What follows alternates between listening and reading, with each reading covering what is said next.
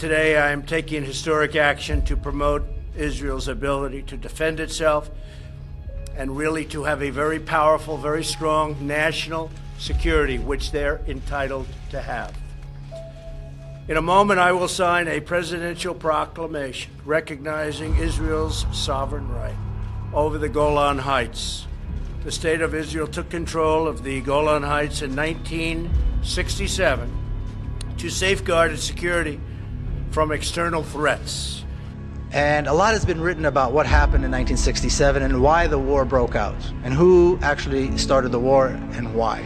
Now, the myth that we're told about this, or the story I should say that we're told about the 1967 war, is that once again Israel was attacked by three massive armies intending to destroy it. And once again, miraculously, we, the Israelis, prevailed. My father says this, and several of the other generals say this in their attempt to convince the cabinet to start the war. And that is that the Egyptian army is not prepared for war, and therefore we must attack now. In fact, they said the Egyptian army needs at least 1.5 to 2 years before it will be prepared for war. So we have a tremendous opportunity now to once again, this will be the third time, to destroy the Egyptian army. Not only are they not talking about an existential threat, they're not talking about any threat. They're talking about an opportunity, a military opportunity to once again defeat the Egyptian army. The generals, of course, won the day. The government gave them the okay to start a preemptive strike against Egypt. The Egyptian army was decimated in a couple of days. The Sinai Peninsula was conquered once again. The Gaza Strip was conquered. And the generals wanted more. They wanted the West Bank, and they'd wanted the Golan Heights for a long time too, because it's high up above the Galilee and there's lots of water there. And they took that as well. The Israeli army defeated and destroyed 3 Arab armies, conquered the West Bank, the Golan Heights, the Sinai Peninsula, the Gaza Strip, killed over 15,000 Arab soldiers at a loss of 700 soldiers to the Israeli army. And all of this was done in 6 days as Arab armies were attacking them. So again, the myth fizzles away once you actually take a look at the facts. In 1967, Israel invaded Syria, Egypt and Palestine and occupied during the Six-Day War the West Bank, the Gaza Strip, the Golan Heights and the Sinai Peninsula, which later traded for peace with Egypt after the Yom Kippur War of 1973. During the 1967 war, between 80,000 to 130,000 Syrians were forcibly driven from the heights and around 7,000 remained in the Israeli-occupied territory. Today, around 50,000 people live in the Golan, with Israeli Jewish settlers making up nearly half. The rest are Syrian Druze who have largely resisted obtaining Israeli citizenship and have maintained a strong connection to Syria for decades. In 1973, Syria attempted to liberate the Golan Heights through force, but the betrayal of the late Egyptian President Anwar Sadat has foiled the operation. In 1981, Tel Aviv passed a law that extended Israeli laws, jurisdiction, and administration to the Golan Heights, which means de facto annexation of the Syrian territory. The Golan Heights law is not recognized internationally and was declared null and void and without international legal effect by the United Nations Security Council Resolution 497 in 1981. UN Security Council Resolutions 242 and 338 also called for complete and immediate withdrawal of Israel from the Golan. The successive American administrations also referred to the Golan Heights by occupied land, but Mr. Trump wants to change this situation in favor of Benjamin Netanyahu before the embattled leaders bid for a 5th term in hotly contested elections scheduled for April 9.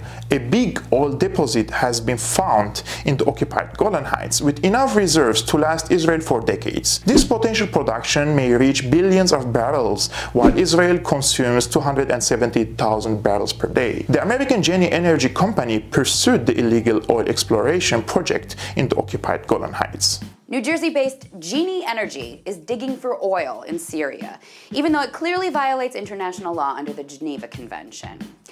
You don't have to dig too far to find out how this genie clawed out of its oil barrel. First, the reason it violates international law. Genie Oil has been granted permits to drill in Syria not by Syria, but by Israel. That's because they're going to dig in the region of Syria known as the Golan Heights, which is occupied by the Israelis now. That occupation itself violates international law, and the drilling specifically violates the Annex to the Fourth Geneva Convention. So Israel's right to dig there is hotly contested, and yet that's exactly what's happening with Genie Oil. Now for the reasons they're getting away with it. Heading up the effort is a man named Efi Eitem. He's a former Israeli military commander who has said in an actual speech, "We cannot be with all these Arabs, and we cannot give up the land, because we have already seen what they do there. Some of them may be able to stay under certain conditions, but most of them will have to go." So this anti-Arab Israeli is heading the charge for Genie Oil to drill in Syria. He makes for a powerful force to drive the drilling forward, but his cohorts are even more powerful. Because Genie Oil investors include none other than Dick Cheney, Rupert Murdoch, Lord Jacob Rothschild, ex-CIA Director James Woolsey, ex-Secretary of the Treasury Larry Summers, ex-Governor of New Mexico Bill Richardson, and other ex-members of American government. They are all invested in Genie Oil, and they all stand to profit big time for drilling in the already ravaged Syria.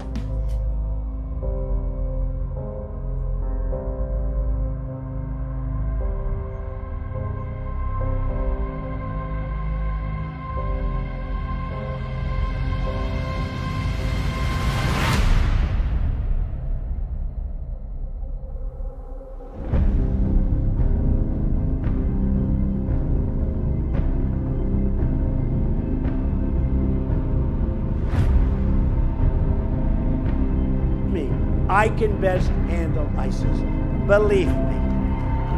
We'll take care of ISIS. We're going to take care of ISIS. Bomb the oil, take the oil. Bomb the oil, take the oil. Just take it, right? I've been saying that for 4 years. Something that I know from personal experience. I've known President Trump for many years. And to allude to him, or to his people, his team, some of whom I've known for many years too.